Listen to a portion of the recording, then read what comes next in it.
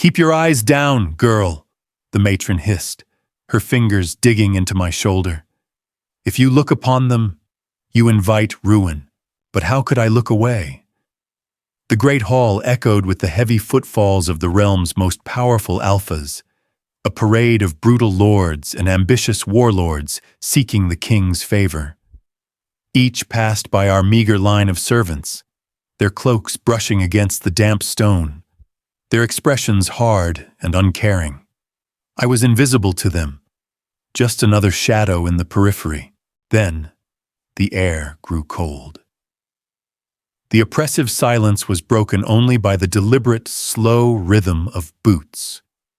Corvinus, the Shadow King. All the alphas walked past me, but he stopped.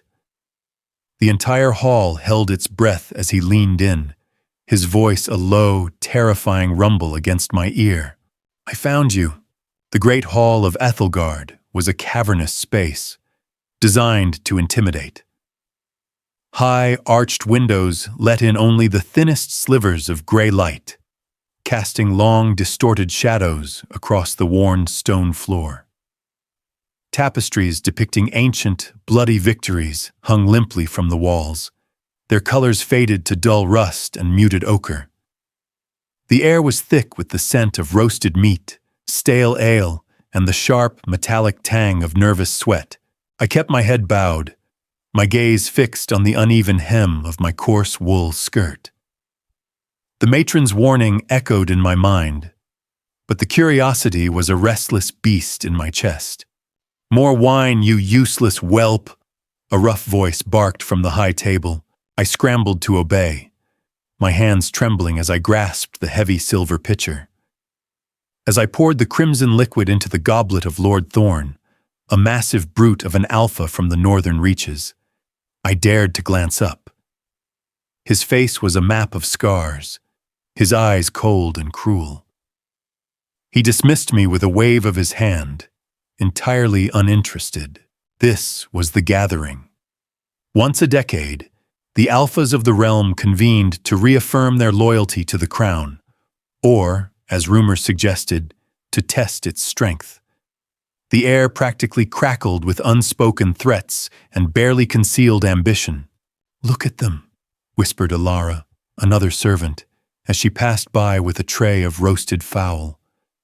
Wolves circling a wounded stag. I shushed her, though I knew she was right.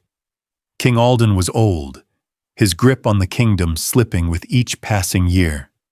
The alphas sensed it. Suddenly, the heavy oaken doors at the far end of the hall groaned open. The low murmur of conversation abruptly ceased.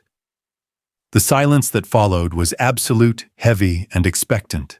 Through the doorway strode a figure clad entirely in black armor that seemed to drink in the meager light. He moved with a predatory grace, every step deliberate and silent, defying the weight of the metal he wore. This was Corvinus, the king of the Shadow Marches. Rumors clung to him like mist. They said he was born of dark magic, that he commanded a legion of the undead, that he had never once shown mercy. To look upon him was to invite despair. Yet, as he walked down the center aisle, past the glaring, tense alphas, I found myself captivated. He didn't acknowledge them. He didn't sneer or posture. He simply existed with a quiet, terrifying, absolute authority. He reached the high table and offered a minimal, almost insulting bow to King Alden. "Corvinus," the king said, his voice reedy and weak. We did not expect you." "The invitation arrived, Your Grace," Corvinus replied. His voice was deep, resonant, and entirely devoid of warmth. It carried across the silent hall, a chilling counterpoint to the nervous energy. I felt compelled to attend. He turned, his gaze sweeping the room. It was then I saw his eyes. Not cold, not cruel, but ancient. A tempest of dark intelligence and an unsettling, profound emptiness. I don't know why. Perhaps it was a suicidal impulse or some strange magnetism, but I didn't look away. For a fleeting second, his gaze snagged on mine. The breath left my lungs. The world tilted. In those eyes I saw recognition? No, that was impossible. I was nothing. A nameless servant in a forgotten keep. He turned away just as quickly, taking his seat. But the damage was done. A cold seed of dread, and something far more dangerous, had taken root in my chest. Later that night, long after the feast had degenerated into drunken revelry, I was sent to fetch more firewood from the courtyard. The air was biting cold, the moon a sliver of silver against a velvet black sky. I hurried across the cobblestones, the wind whipping through my thin cloak. As I rounded the corner towards the woodpile, a large hand clamped over my mouth, dragging me into the shadows. Not a sound. A cultured, silken voice hissed in my ear. I struggled, but the grip was like iron. The scent of lavender and sharp steel filled my nose. The hand slowly removed itself from my mouth. I spun around to face my attacker. It was Helena, a noblewoman of high birth, her lineage tracing back to the first kings. She was beautiful, ambitious, and utterly ruthless. Her eyes, pale as winter ice, assessed me with chilling calculation. "You have drawn the wrong kind of attention, little mouse," she said, a cruel smile playing on her lips. "And in this court, attention is often fatal." Helena stepped closer, forcing me back against the rough stone of the keep. Even in the gloom, her presence was overwhelming, a carefully curated display of wealth and power. Her gown, a deep emerald silk, rustled softly, a sound that seemed to mock the coarse wool I wore. "I don't know what you mean, my lady," I stammered, my voice barely a whisper. My heart hammered against my ribs like a trapped bird. "Do not play the fool with me," she snapped, her delicate features contorting in a flash of anger. "I saw how he looked at you. Corvinus." She spat the name as if it were poison. "He doesn't look at anything. Not the king, not the alphas, certainly not a scullery maid." "It was nothing," I pleaded. "A mistake. He was looking past me." Helena laughed, a sharp, brittle sound that offered no comfort. "Corvinus makes no mistakes. He is a creature of calculation and dark intent. If he noticed you, it is because you serve a purpose." She reached out, a single, perfectly manicured finger tracing the line of my jaw. The touch was freezing, like ice against my skin. "You see, little mouse, I have plans for the Shadow King. Plans that do not involve him being distracted by a peasant." She leaned in closer, the scent of lavender becoming overpowering, sickly sweet. "Stay away from him. Keep your eyes on the floor where they belong. If you cross his path again, if you even draw a breath in his direction, I will ensure you are found floating in the moat before sunrise." "Do we understand each other?" I nodded frantically, unable to form words. She held my gaze for a long, terrifying moment, searching for any sign of defiance. Finding none, she stepped back, her cruel smile returning. "Good. Now scurry back to the kitchens." I ran. I didn't look back, my breath coming in ragged gasps until I reached the chaotic safety of the kitchens. The heat and noise were a stark contrast to the cold terror of the courtyard, but the trembling in my hands refused to subside. The next few days were a blur of exhausting labor and constant, suffocating fear. I did exactly as Helena commanded. I kept my head down, my gaze fixed firmly on the ground. I avoided the great hall whenever possible, slipping through the shadows like the mouse she had called me. But the gathering was impossible to ignore. The tension in the keep escalated daily, a pressure cooker nearing the point of explosion. The alphas strutted like peacocks, boasting of their wealth and military might, their voices echoing off the stone walls. And always, there was Corvinus. He rarely spoke, never participated in the boasts or the petty squabbles. He was a dark, silent presence, a storm waiting to break.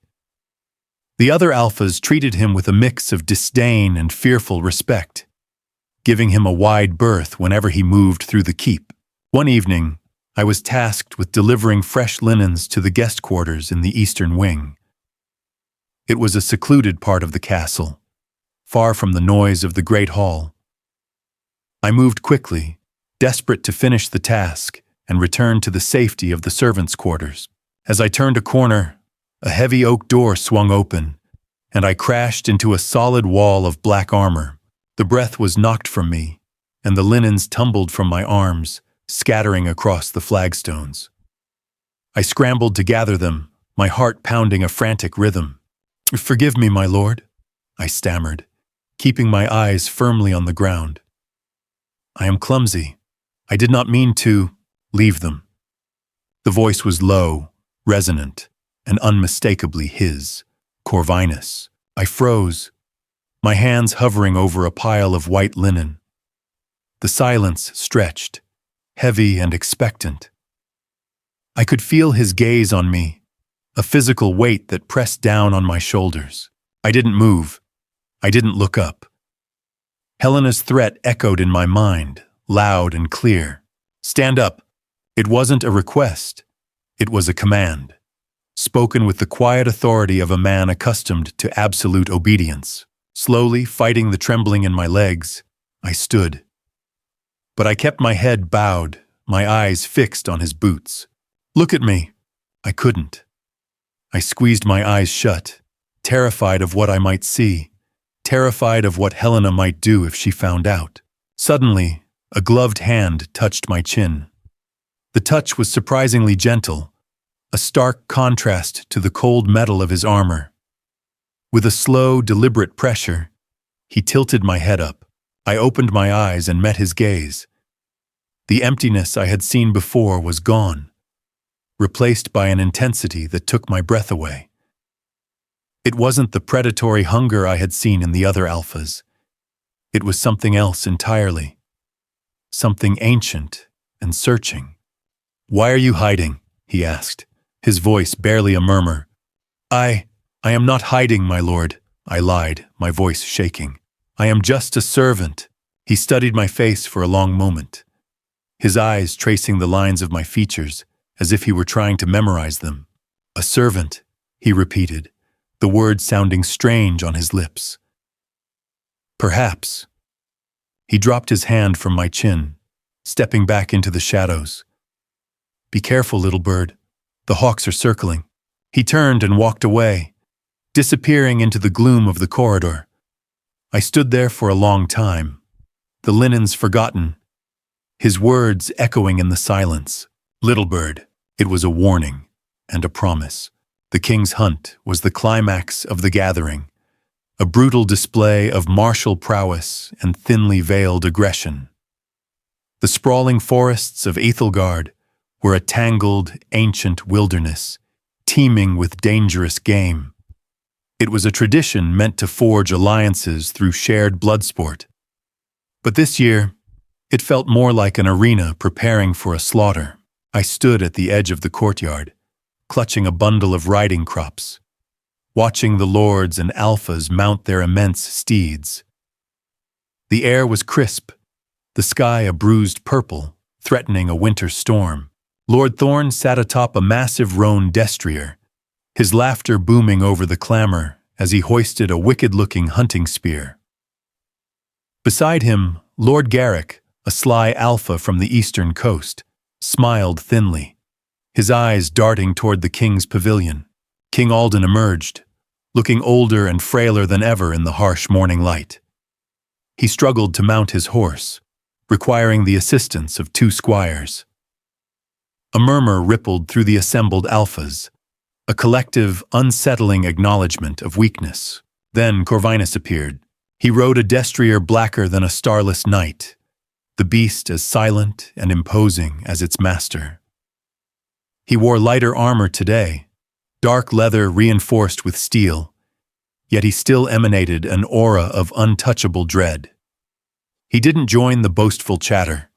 He simply waited, a dark sentinel at the edge of the chaotic throng. Helena was there as well, a stark contrast to the grim men. She rode a pristine white mare, dressed in a riding habit of deep crimson velvet. She looked breathtaking, dangerous, and entirely in control. As she guided her horse past Corvinus, she offered him a slow, deliberate smile. He didn't acknowledge her. He didn't even turn his head. A flash of irritation, cold and sharp, crossed Helena's face before she smoothed it into a mask of polite indifference. The horns blew, a harsh, discordant blare that echoed off the castle walls, and the hunt began. The thundering of hooves shook the ground as the massive hunting party surged into the forest, leaving behind a cloud of dust and the uneasy quiet of the keep. My duties that morning involved cleaning the abandoned guest quarters, a task that required moving through the empty, silent corridors of the eastern wing. It was a relief to be away from the chaos of the kitchens, to find a moment of peace, however fleeting. I entered the chamber Corvinus had occupied.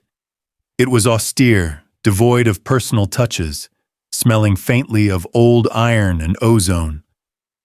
I began stripping the bed, my thoughts drifting back to our encounter in the hallway. "Be careful, little bird. The hawks are circling." What did he mean? And why did his warning feel more terrifying than Helena's threat? A sudden, sharp sound from the courtyard below jolted me from my reverie. It wasn't the celebratory blast of a hunting horn, but a frantic, desperate series of short notes. A distress signal. I rushed to the narrow window, peering out into the gray distance. The forest swallowed the hunting party, revealing nothing. But the frantic horn blasts continued, growing weaker, more frantic. Minutes later, a rider burst from the tree line, his horse lathered and stumbling. He wasn't one of the grand lords, but a simple scout, his face pale with terror. He yelled something as he galloped toward the gates, his words lost in the wind. The keep erupted into chaos. Guards shouted orders, armor clattered, and servants scattered like frightened mice. I hurried back toward the main hall, joining the throng of anxious faces gathering near the entrance. The scout had practically fallen from his horse, gasping for breath as he was dragged before the captain of the guard. "An ambush," he choked out, his voice raw. "Deep in the whisperwood, not bandits, something else, dark things. They fell upon the king's guard." Panic, cold and sharp, seized the crowd. The Whisperwood was ancient, a place of old magic and darker rumors, rarely entered even during the hunt. "The king?" the captain demanded, shaking the man. "Where is the king?" "Separated," the scout gasped. "Lord Thorne and Lord Garrick. They scattered when the attack began. The king was left with only a handful of men." A chilling realization washed over me. It wasn't an accident. The Alphas had used the chaos of the hunt to orchestrate an assassination, disguised as a tragedy in the woods. "And the Shadow King?" someone yelled from the crowd. The scout shook his head, a look of profound terror in his eyes. He didn't scatter. He rode straight into the darkness. Before anyone could react, a low rumble began to build, trembling through the stone beneath our feet. The massive oak doors of the great hall slammed open, the sound echoing like a thunderclap. The silence that fell was heavy and suffocating. Through the doorway, emerging from the gloom of the approaching storm, came a riderless horse. The massive black destrier belonging to Corvinus, slung across the saddle, bound tight, was a body. It was a mangled, grotesque thing, scarcely recognizable, clad in the torn and bloody remnants of northern armor. It was Lord Thorn, behind the horse, walking slowly, deliberately through the sudden downpour, was Corvinus. His armor was slick with rain and darker, thicker fluids. He held a massive, blood-stained broadsword in his right hand. He didn't look at the panicked crowd, nor the captain of the guard. He walked straight toward the center of the courtyard, the rain washing the blood from his blade onto the cobblestones. He stopped, his gaze sweeping the terrified onlookers until it finally landed on me, standing shivering near the kitchen entrance. His eyes were burning, a tempest of dark fury and something ancient and wild. The emptiness was entirely gone. The king is safe, Corvinus announced, his voice carrying effortlessly over the driving rain, devoid of any exertion. Those who sought his life have found their own end. He dropped the reins of the destrier, letting the gruesome prize fall with a sickening thud onto the wet stone. The gathering is over, he stated, his voice a decree that brooks no argument. And as the rain hammered down, washing away the blood of a failed coup, his eyes remained locked on mine, a silent, terrifying promise amidst the storm. The days following the bloody conclusion of the king's hunt were shrouded in a suffocating paranoia. The keep was a fortress under siege from within. Lord Garrick had vanished into the night, presumably fleeing back to his eastern stronghold, leaving behind a power vacuum that hummed with dangerous potential. King Alden remained sequestered in his chambers, guarded by a newly formed contingent of heavily armored knights. The atmosphere in the servants' quarters was frantic. We were ordered to clean the great hall continuously, though no feasts were held. It was as if scrubbing the stones could erase the memory of Lord Thorn's mangled corpse being unceremoniously dumped in the courtyard. Through it all, Corvinus remained a silent, looming presence. He didn't gloat, nor did he claim any reward for saving the king. He simply existed within the keep, a dark anchor in a turbulent sea. One afternoon, the matron thrust a silver tray laden with spiced wine and sweetmeats into my hands. "Take this to the solar," she ordered, her voice trembling slightly. Lady Helena requested refreshment. My stomach clenched. Since the night in the courtyard, I had managed to avoid Helena, slipping into doorways or altering my path whenever I saw the flash of her emerald gowns. Now, I was being sent directly into the viper's nest. I navigated the corridors with dread, the tray feeling heavier with every step. The solar was a bright, airy room, usually reserved for the high-born ladies to embroider and gossip. Today, it felt like an interrogation chamber. Helena sat near a large window, the afternoon light catching the golden threads woven into her dark hair.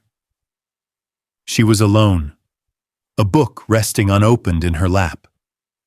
As I entered, she didn't look up immediately, letting the silence stretch. A calculated display of power. "Set it on the table," she commanded softly, finally turning her icy gaze upon me. I did as instructed, my hands surprisingly steady despite the rapid beating of my heart. I kept my eyes averted, preparing to retreat as quickly as possible. "Did you think I had forgotten you, little mouse?"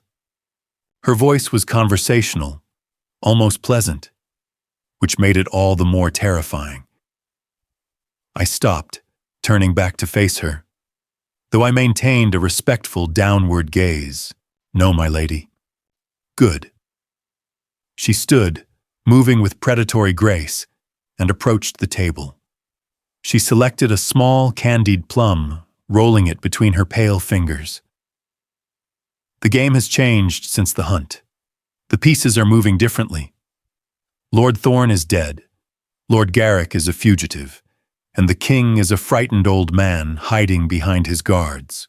She paused, taking a delicate bite of the plum. "And then there is Corvinus. He played the hero, but I know him better. He is a creature of ambition, just like the rest of them. He merely hides it better.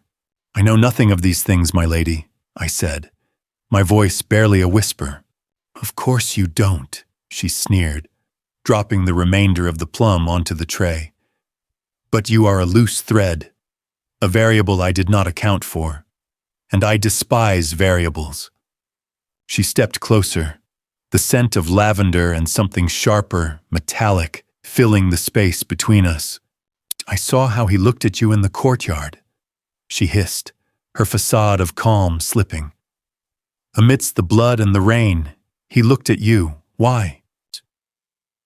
I don't know, I lied, the memory of his burning gaze flashing in my mind. You lie poorly, she snapped, but it matters little. I am making my move. The king is weak, the throne is vulnerable. I will not let a shadow king from the marches, nor a filthy scullery maid, stand in my way. She grabbed my chin, her grip painful, forcing me to meet her furious gaze. You will be my eyes, little mouse. You will watch him. You will tell me where he goes, who he speaks to, and what he does when he thinks no one is looking. I cannot, I stammered, panic rising in my throat. I am just a servant. He would notice. He will notice you anyway, she laughed, a bitter, harsh sound. But if you refuse me, I will ensure the matron sends you to the dungeons. They are always in need of fresh labor down there. I hear the rats are quite large this time of year. She released my chin, turning back toward the window. You have until sunset to bring me something useful. Now get out. I fled the solar, my breath coming in ragged gasps. The walls of the keep felt closer, pressing in on me. I was trapped between a ruthless noblewoman and a terrifying alpha, a pawn in a game I didn't understand. I had to find a way out, a way to survive the gathering storm, before it consumed me entirely. The rest of the day was an agonizing blur of menial tasks and mounting dread. Sunset approached, with the relentless inevitability of an executioner's axe. I had seen nothing of Corvinus, and even if I had, what could I possibly tell Helena that wouldn't endanger him or myself further? As the shadows lengthened, stretching like dark fingers across the courtyard, I sought refuge in the abandoned armory. It was a dusty, forgotten room filled with rusted halberds and moth-eaten tabards, a place no one visited since the new armory was built closer to the barracks. It was quiet, smelling of old leather and cold iron. I sat on a wooden crate, pulling my knees to my chest, trying to quiet my racing thoughts. The choices were stark. Betray a man who terrified me but who had shown me an unsettling mercy, or face the wrath of a woman who viewed my life as less than a copper coin. A soft, scraping sound, like metal against stone, broke the silence.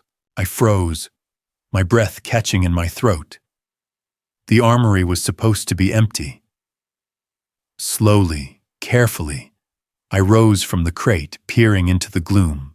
A figure was standing near the back wall, examining a rack of old swords.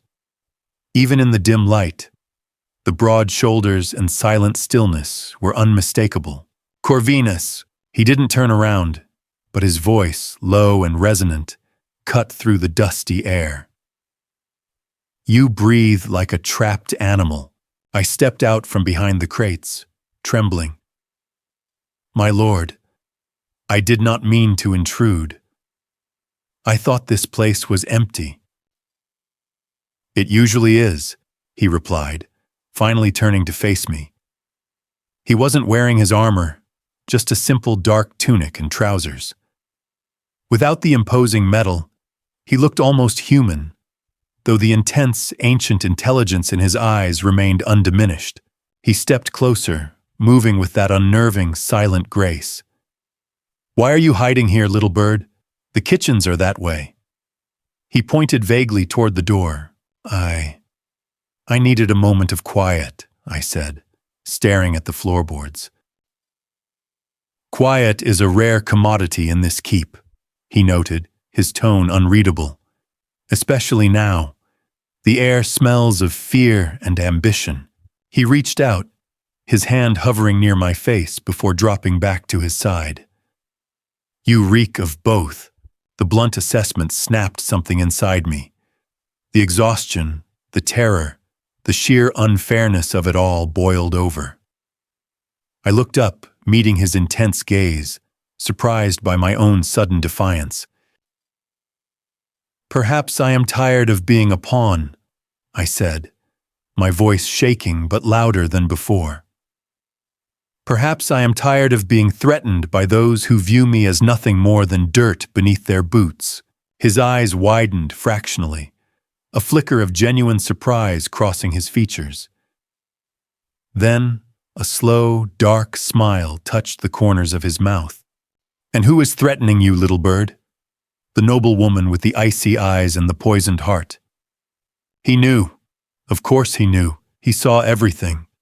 She wants me to watch you, I confessed, the words tumbling out before I could stop them. She wants to know your secrets, your plans. If I don't tell her, she will have me sent to the dungeons.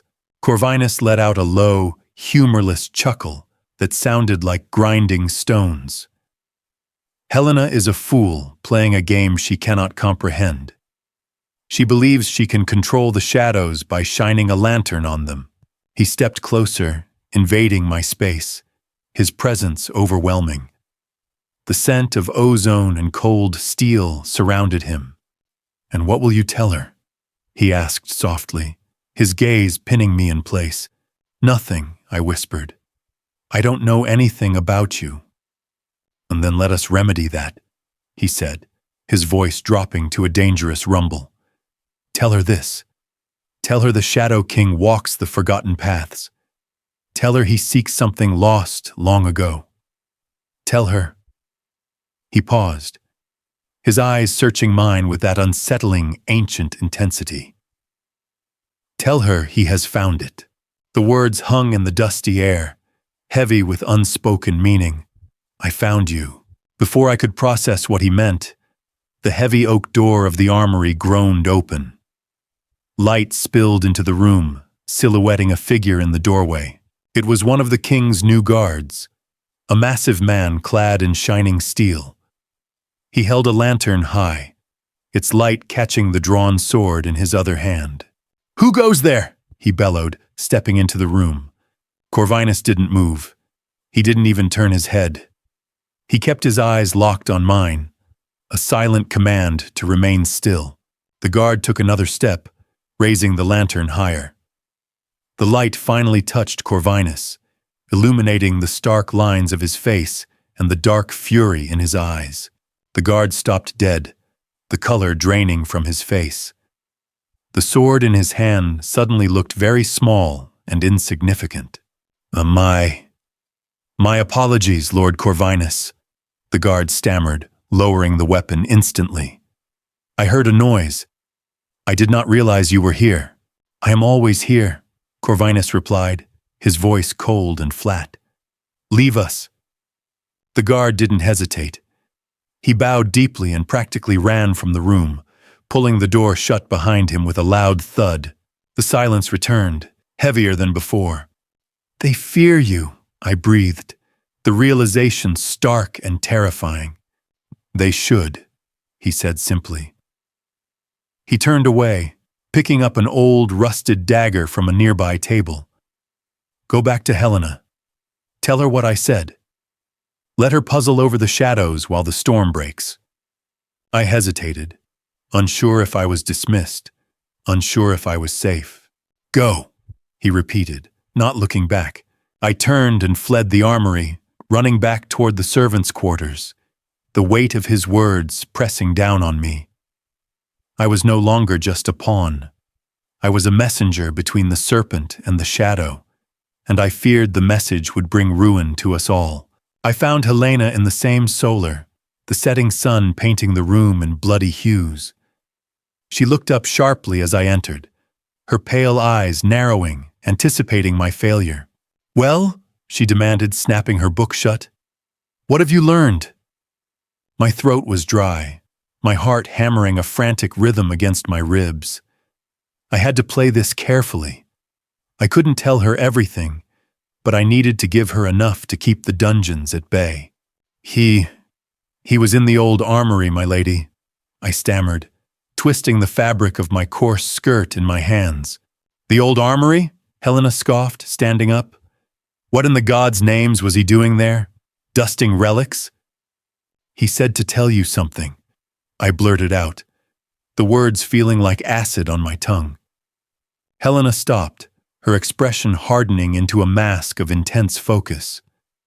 Tell me exactly what he said. Every word.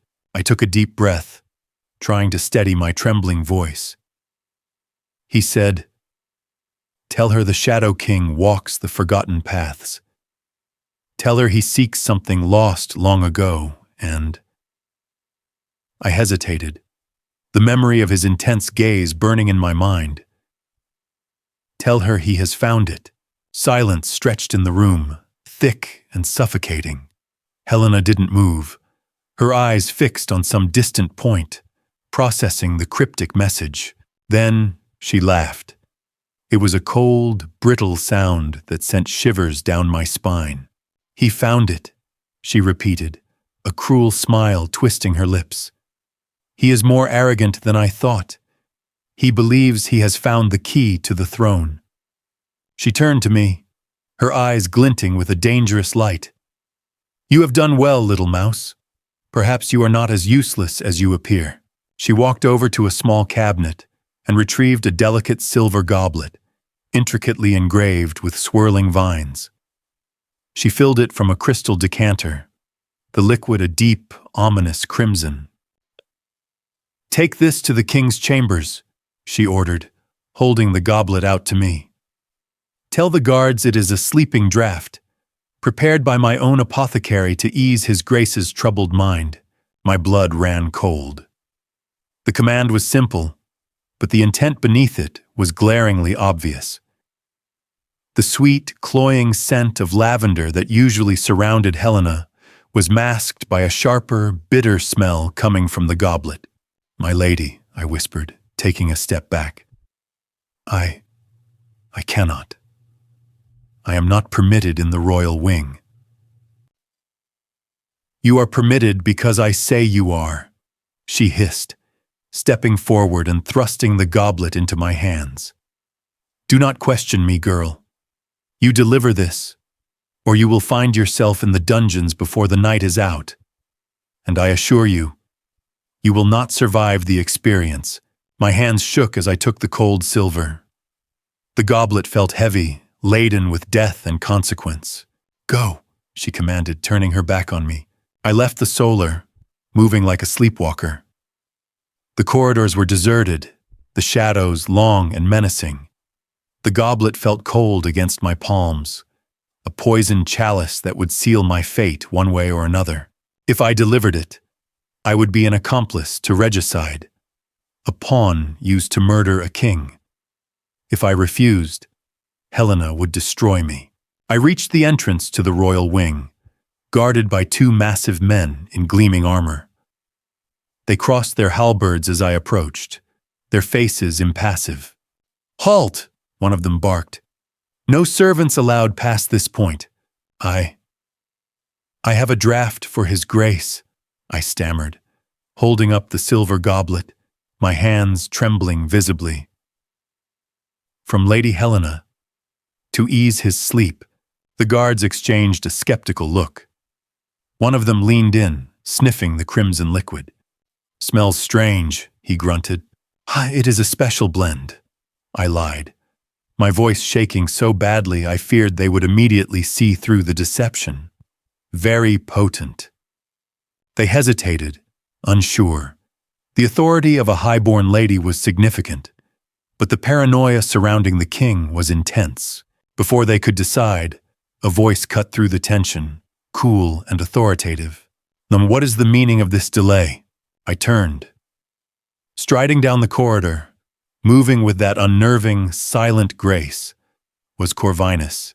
The guards immediately snapped to attention, lowering their halberds. My lord Corvinus, the first guard said respectfully. This servant claims to have a sleeping draft for the king. Ordered by Lady Helena, Corvinus stopped before me, his dark eyes locking onto mine. He didn't look at the guards. He looked only at me, reading the terror written plainly on my face. He looked down at the silver goblet, his expression unreadable. He knew. I could see it in the sudden, sharp tightening of his jaw. He knew exactly what was in the cup. Lady Helena is overly concerned with the king's rest, Corvinus said, his voice smooth and deadly quiet. I will ensure it is delivered. He reached out, his large gloved hand wrapping around mine, his fingers brushing against the cold silver. Give it to me, little bird, he commanded softly. I didn't resist. I relinquished the goblet, relief washing over me so intensely my knees nearly buckled. Corvinus turned back to the guards. Return to your posts. I will see to the king. The guards nodded quickly, eager to be rid of the imposing alpha. Corvinus turned and walked past them, disappearing into the royal wing, the poisoned chalice in his hand. I stood there, trembling, alone in the corridor. The immediate threat was gone, but a new, far more terrifying dread had taken its place. What would he do with it? What game was he playing? I had survived the serpent, only to place my fate entirely in the hands of the shadow. The heavy oak doors of the royal wing closed behind Corvinus with a terrifying finality. I remained rooted to the spot, the cold draft of the corridor seeping into my bones. The silence was absolute, save for the frantic hammering of my own heart. Had I just handed him the means to kill the king? Or had I given him the evidence he needed to destroy Helena? The agonizing uncertainty threatened to suffocate me. Minutes stretched into an eternity. I imagined the scene inside the royal chambers, the frail king in his bed, the imposing alpha towering over him, the silver goblet glinting in the candlelight. I imagined Corvinus offering the draft, his voice smooth and deceptive, or perhaps he would simply force it down the old man's throat. I couldn't stand it. The not knowing was worse than the terror. Ignoring every instinct for self-preservation, I crept closer to the heavy doors. I pressed my ear against the cold wood, straining to hear anything from within. At first, there was only the low crackle of a fire. Then, a voice weak and reedy. King Alden. Corvinus, you return. I am told you saved my life in the woods. I protected the throne, your grace. Corvinus replied, his voice a low, resonant hum through the wood. The men who attacked you were fools. They lacked vision. And what is your vision, Shadow King? The king asked, a hint of nervous apprehension in his tone. Do you see yourself sitting where I lie? So I see a realm tearing itself apart, Corvinus stated flatly. I see ambition rotting the core of this keep. I see a high-born lady who believes poison is a subtler weapon than a sword. There was a sharp intake of breath from the king. Poison? What are you saying? Lady Helena sent a draft to ease your sleep, your grace. She was most insistent it be delivered. I heard the clinking of metal against stone, perhaps the goblet being set down. She has always been overly concerned with my health, the king muttered, though the suspicion was evident. Perhaps it is merely a strong herbal blend. Perhaps, Corvinus agreed, though his tone suggested otherwise. Let us test that theory. I brought one of the palace hounds with me. They are remarkable creatures, sensitive to the slightest taint. Silence fell again. I imagined the massive alpha holding the goblet out to a trembling hound. The anticipation was excruciating. Then, a sudden sharp whine echoed through the door, followed by the sickening sound of a heavy body collapsing onto the floorboards. Gods above! The king gasped, his voice trembling with newfound terror. She meant to kill me. She meant to claim the throne. Corvinus corrected him, his voice devoid of any emotion. With you dead, and the other prominent alphas either scattered or slain, she would have positioned herself as the grieving, stabilizing force. A clever plan, executed poorly. What? What do we do? The king stammered, his authority entirely stripped away. He sounded like a frightened child seeking guidance from the very monster he feared. "And we do what must be done," Corvinus said, his voice dropping to a dangerous rumble. "We cut the head off the serpent." I pulled back from the door, my mind reeling. He hadn't killed the king. He had exposed Helena. The immediate relief was overwhelming, but it was quickly replaced by a new, chilling realization. Corvinus wasn't acting out of loyalty to the crown. He was clearing the board. He was removing the obstacles. He was making his move. I turned and fled back down the corridor, the silence of the royal wing feeling heavier and more ominous than before. I had to get away, to hide before the storm broke. I had delivered the poisoned chalice, and now the consequences would rain down upon us all.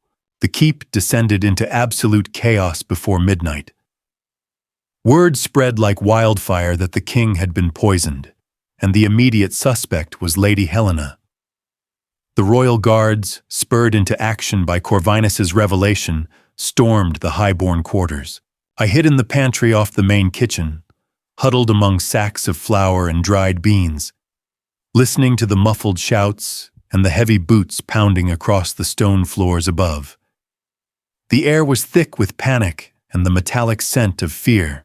The door to the pantry swung open, revealing the matron, her face pale and drawn. She spotted me huddled in the corner and let out a sharp sigh of relief. "Ah, there you are, girl! Get up!" she hissed, grabbing my arm and hauling me to my feet. "The king has summoned everyone to the great hall. Everyone." "Why?" I stammered, my legs trembling so violently I could barely stand. "Don't ask questions, just move," she ordered, pushing me toward the door. "And keep your head down. The mood is foul tonight." The great hall was entirely transformed from the arrogant display of the gathering. It was packed with servants, guards, and the few remaining nobles, all standing in terrified silence. The high table was empty, save for a single chair placed dead center. King Alden sat there, looking pale and deeply shaken, wrapped in thick furs despite the blazing hearth. He looked less like a ruler and more like a prisoner awaiting execution. To his right, standing perfectly still, was Corvinus. He was back in his full black armor, the imposing metal reflecting the firelight. He looked like a god of war, a silent sentinel holding the entire room hostage with his mere presence.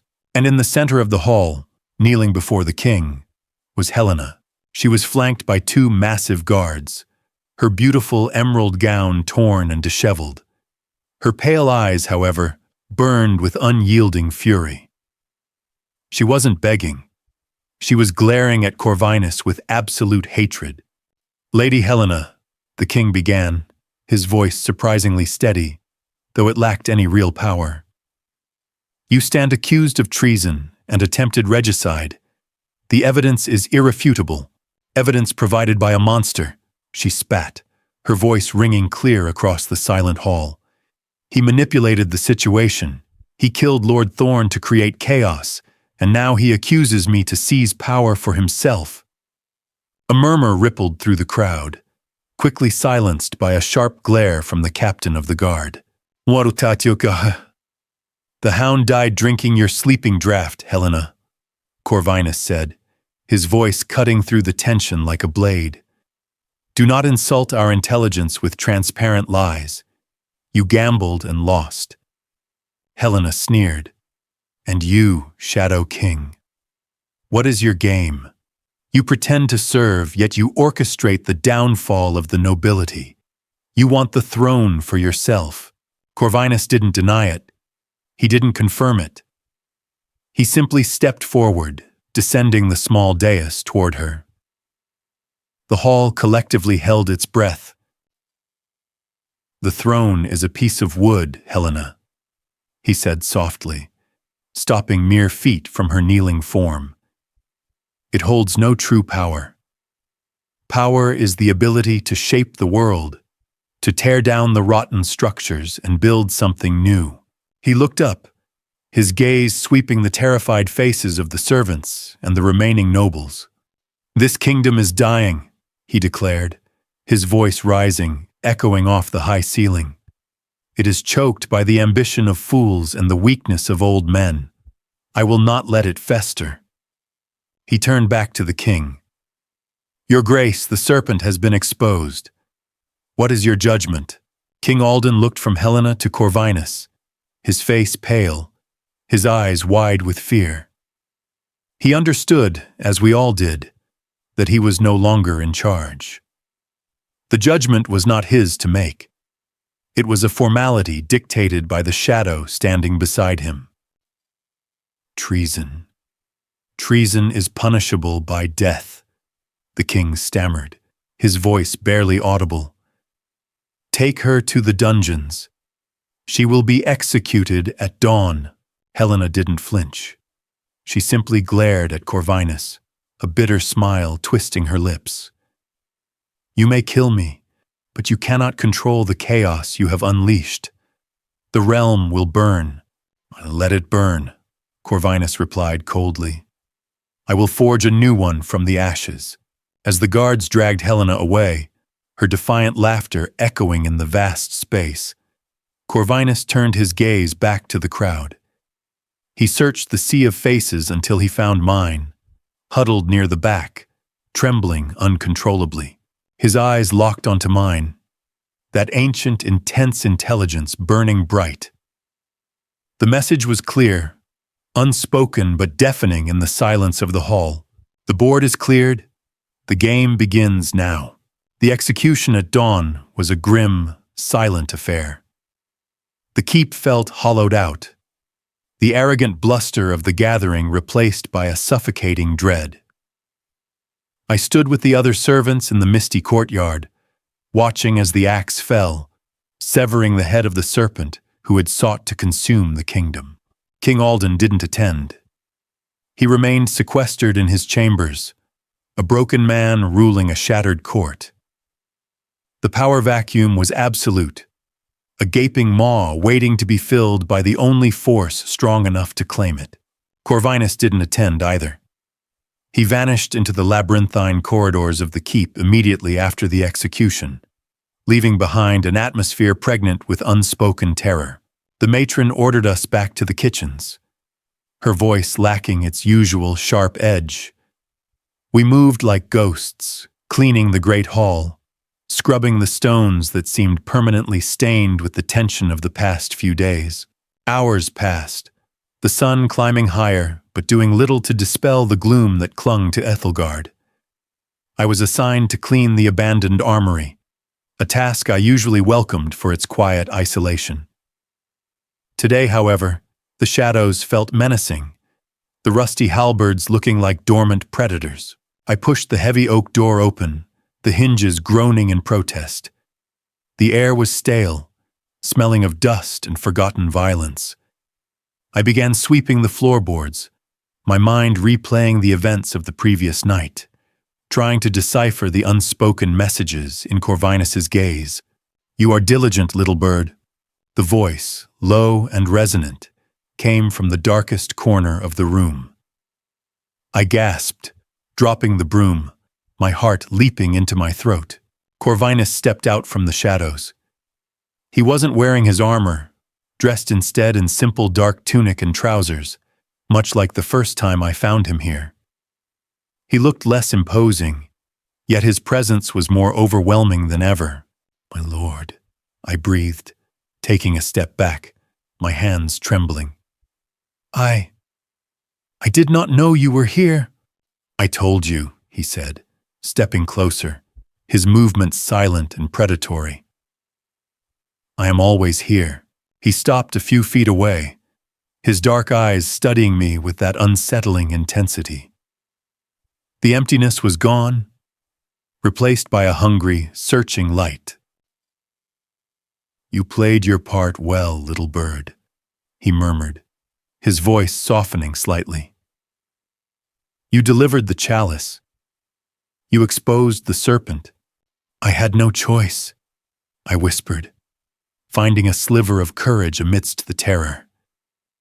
"She threatened my life. You knew she would." "I knew she was desperate," he corrected.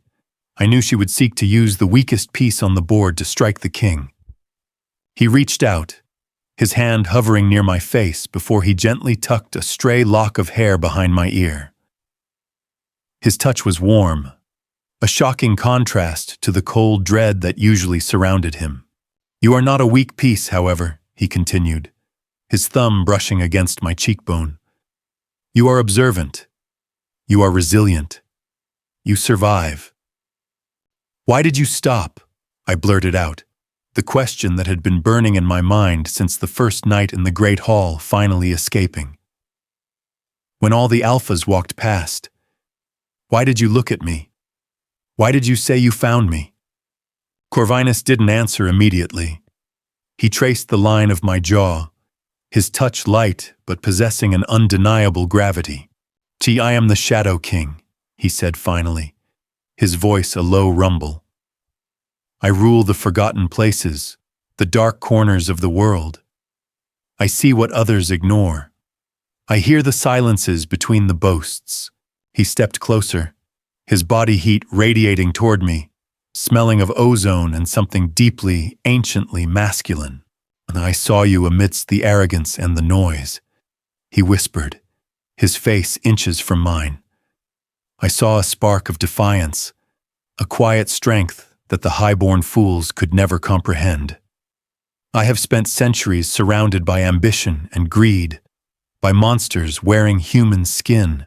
He leaned in, his breath ghosting across my lips. "I was looking for something real," he confessed, the admission stark and unexpected. "Something uncorrupted by this poisonous court. And amidst the shadows, little bird, I found you." The world seemed to shrink down to the space between us. The fear, the danger, the chaos of the keep. It all faded, eclipsed by the sheer, overwhelming presence of the man standing before me. He didn't claim the throne. He didn't seek the adulation of the realm. He sought something else entirely, something hidden in the quiet corners of the world. And as he finally closed the distance, his lips meeting mine in a kiss that tasted of ancient power and unexpected tenderness, I realized the game hadn't ended with Helena's death. It had only just begun, and the stakes were higher than the fate of a dying kingdom. They were my very soul. The court of Ethelgard remained a place of shadows and secrets, but the true power no longer resided on the throne. It walked the forgotten paths, a silent, terrifying force that had claimed not a crown, but a queen from the scullery. Thank you for journeying into the shadows of Ethelgard.